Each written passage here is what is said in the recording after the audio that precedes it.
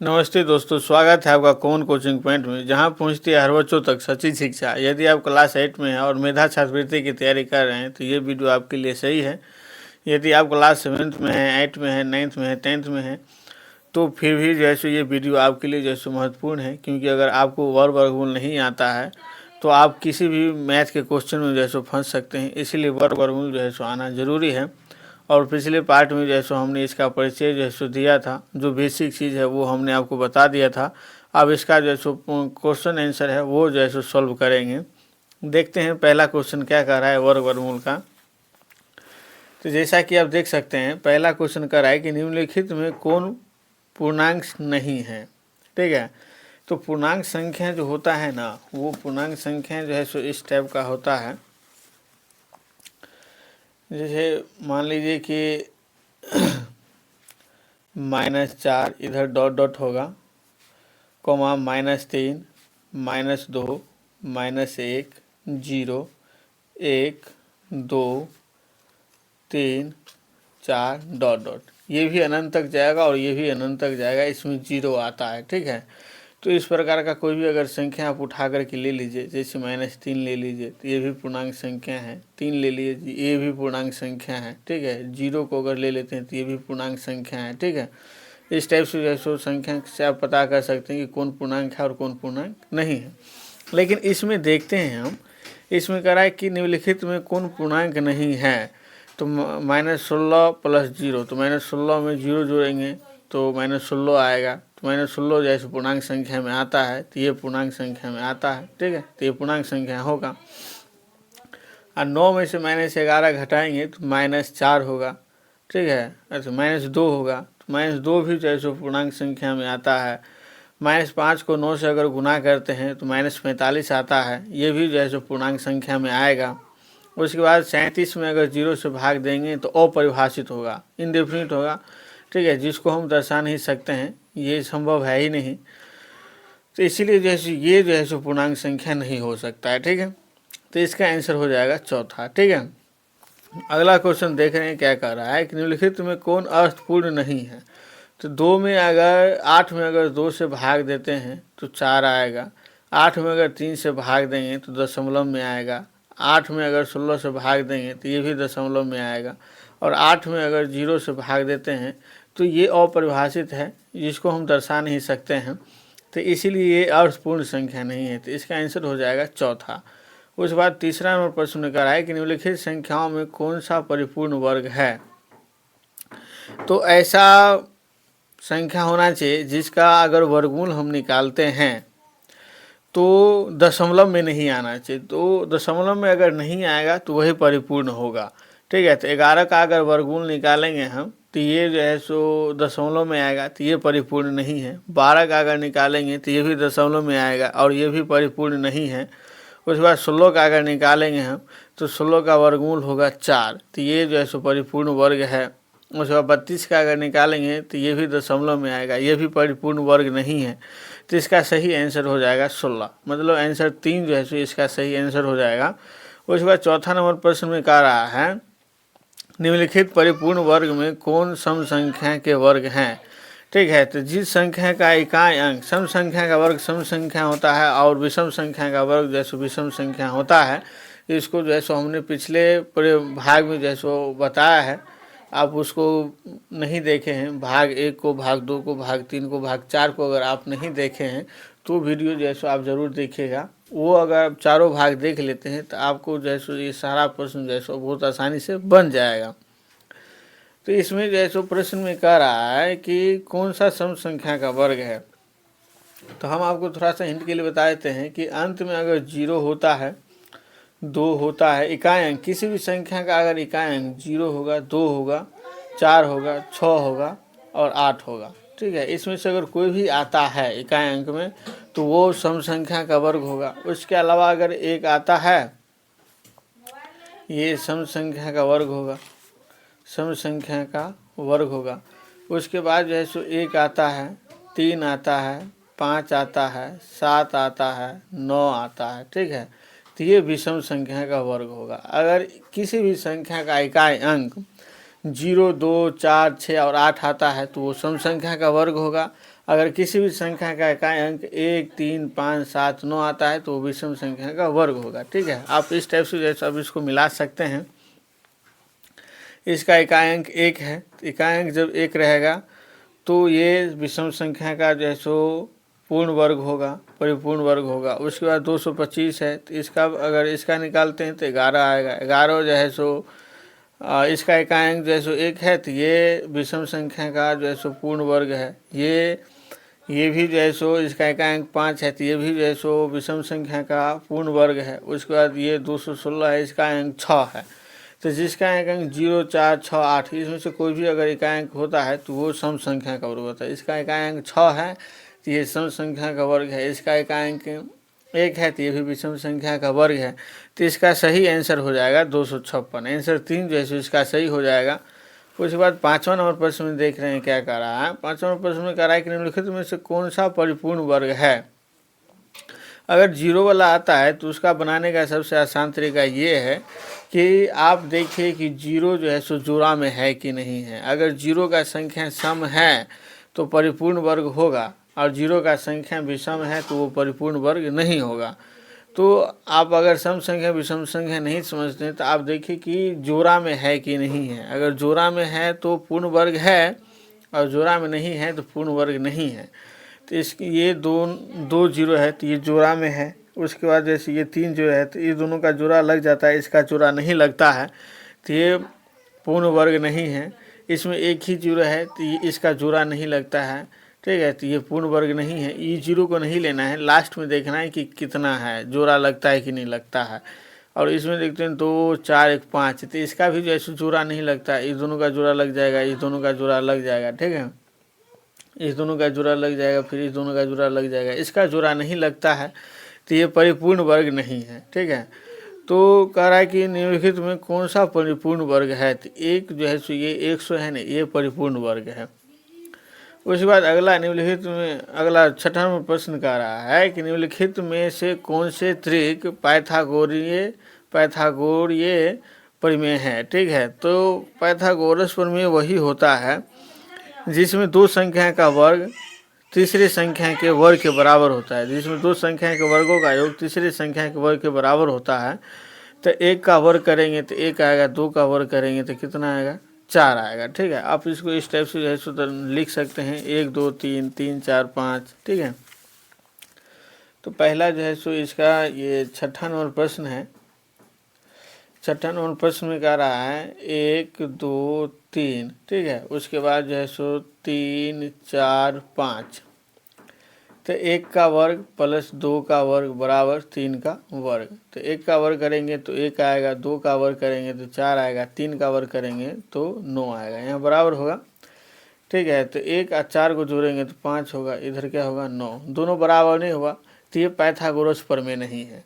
इसको देखते हैं है कि नहीं है। 3 का वर्ग करेंगे फिर 4 का वर्ग करेंगे, दोनों को जोड़ेंगे तो इसके वर्ग के बराबर होना चाहिए। तो 3 3 9 और 4 होगा 16 बराबर 5 है 25। तो 16 और 9 कितना हो जाएगा, 25 बराबर 25।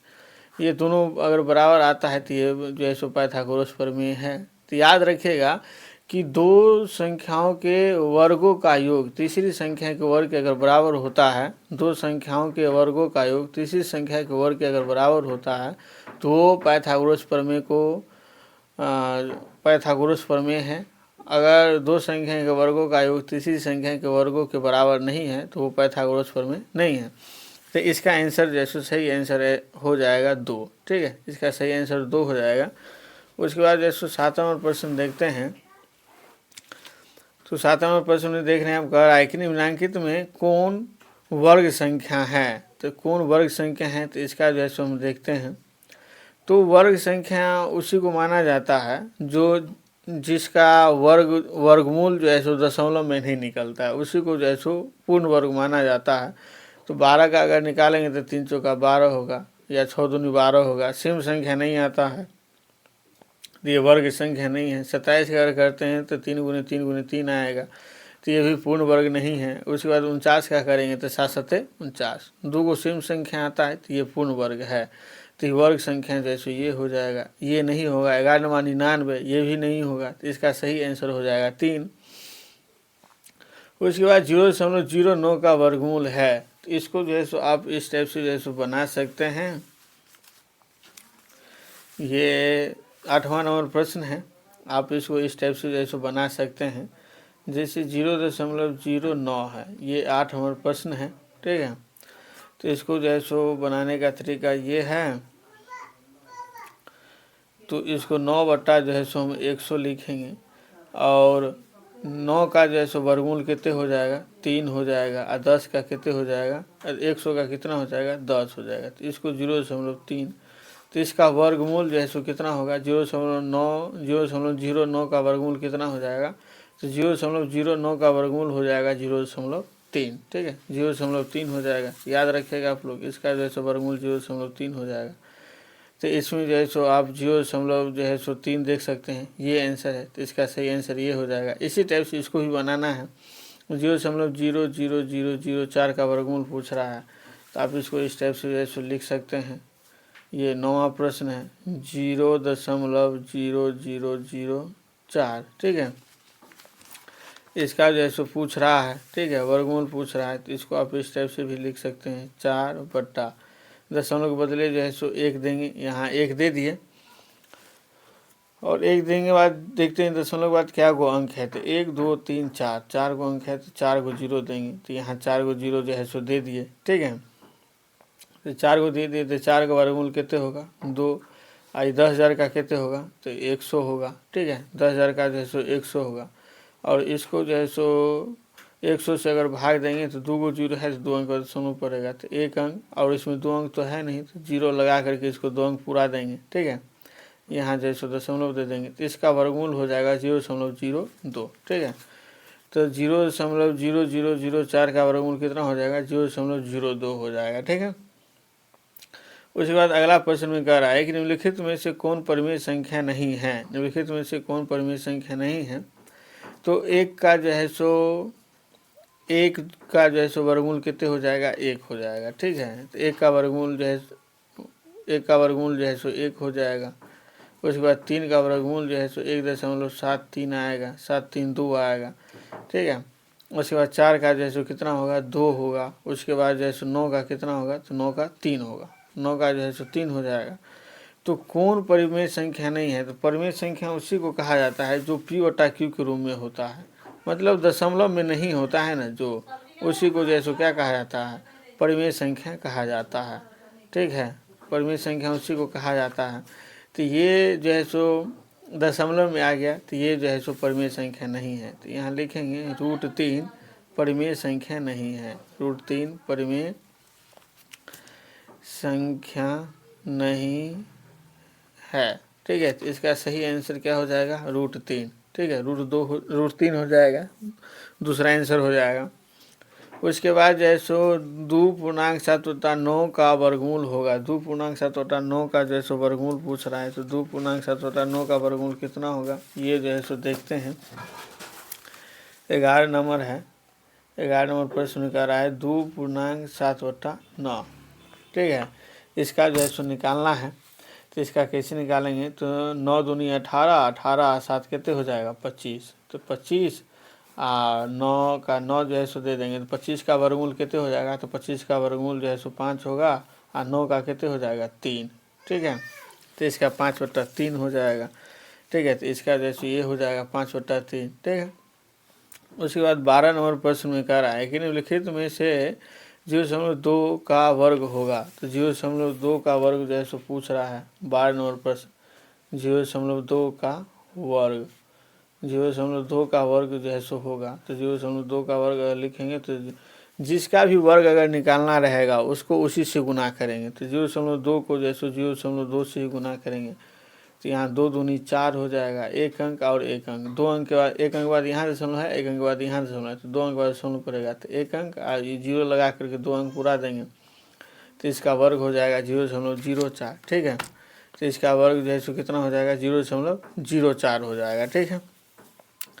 तो इसका जो है ये दे देंगे 0.04। उसके बाद 13 का जो है देखिए 169 का वर्गमूल होगा। तो 169 का वर्गमूल हमने आप लोगों को जो है सिखाया था, ठीक है, कि वर्गमूल निकालना कैसे है। तो इस टाइप से आप ले लीजिएगा।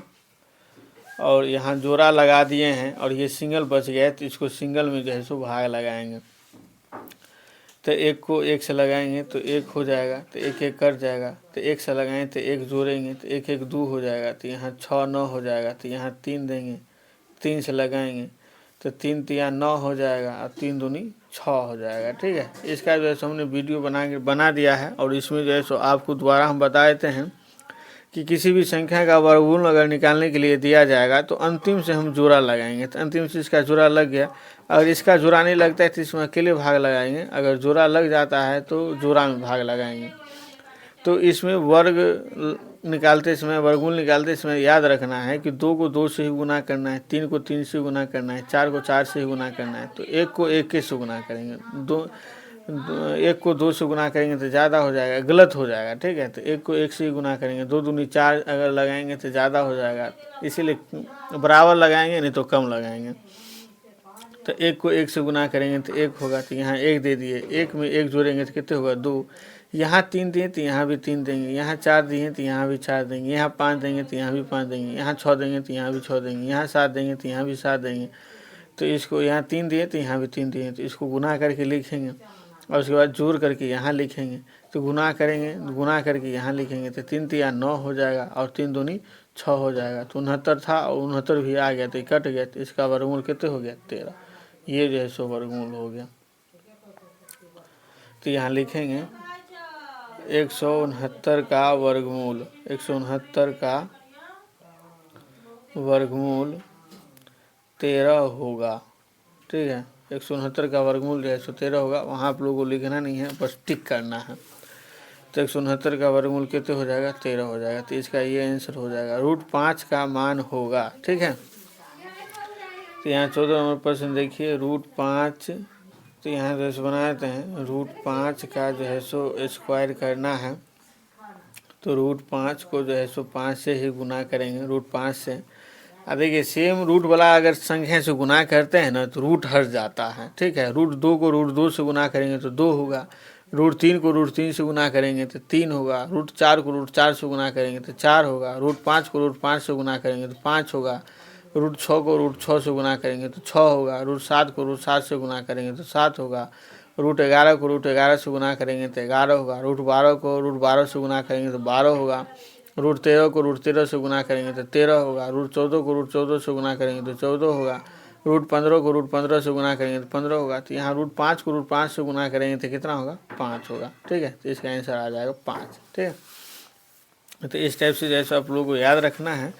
उसके बाद जैसो अगला वीडियो आप देख रहे हैं, अच्छा अगला जो है प्रश्न यहाँ आपको बता दें। तो इसका जो है कितना आंसर आ जाएगा 5 आंसर आ जाएगा। उसके बाद 0.3 का वर्ग होगा, ठीक है। तो ये जो है 15 नंबर प्रश्न है, 0.3 का वर्ग पूछ रहा है। तो वर्ग इस टाइप से होगा। तो 0.3 को जो है 0.3 से ही गुना करेंगे। तो 3 को 3 से गुना करेंगे तो कितना होगा 9। एक अंक के बाद यहाँ दशमलव है, एक अंक के बाद यहाँ दशमलव है। तो इधर दहिना से गिन करके दशमलव देना है। अगर इधर से बाएं से अगर अंक गिन करके दशमलव देते हैं तो गलत हो जाएगा हमारा, ठीक है। तो एक अंक के बाद यहाँ दशमलव है, एक अंक के बाद यहाँ दशमलव है, तो 2 अंक के बाद दशमलव पड़ेगा। तो 3 को 3 से गुना करके 9 हुआ, एक ही अंक हुआ। तो इसमें 0 लगा करके 2 अंक पूरा देंगे, ठीक है। यहाँ दशमलव देंगे, यहाँ 0 देंगे।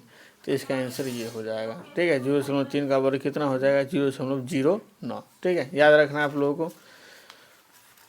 यहाँ तक जो है 15 तक हमने सॉल्व किया है और आगे जो है हम दूसरे पार्ट में इसको जो है सॉल्व करेंगे। सीखते रहिए, बढ़ते रहिए। मिलते हैं अगले वीडियो में सिर्फ कॉमन कोचिंग पॉइंट पर। अगर वीडियो पसंद आया हो तो लाइक शेयर सब्सक्राइब और कमेंट जो है ज़रूर कीजिएगा, क्योंकि आपके एक सब्सक्राइब और कमेंट और लाइक से जो है हम बहुत ज़्यादा मोटिवेट होते हैं और अगले वीडियो बनाने के लिए जो है हम तैयार होते हैं।